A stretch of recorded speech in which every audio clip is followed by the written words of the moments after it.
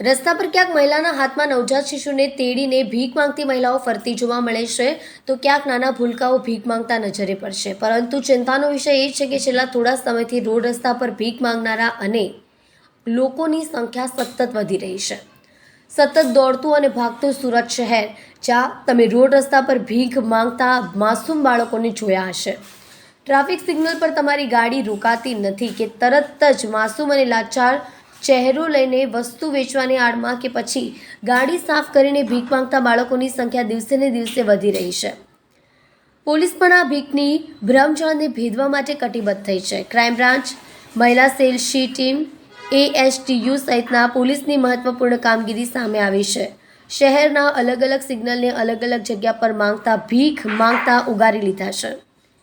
અમુક બાળકો સફાઈના નામે ભીખ માંગતા હતા, જેથી શહેરમાં પોલીસે 30 અલગ અલગ ટીમો બનાવી હતી અને 38માંથી 17 સગીર બાળકો અને 21 બાળકીઓનો સમાવેશ થયો છે. 38 બાળકોમાં અમુક ગુજરાત, બિહાર તેમજ મહારાષ્ટ્રના છે, જ્યારે 33 બાળકો માતા પિતા સાથે ભીખ માંગતા હતા. 4 અનાથ અને 1 અન્ય સાથે મળી આવ્યું હતું. ભીખ માંગતા બાળકોને ચાઇલ્ડ વેલફેર કમિટીને સોંપાયા છે.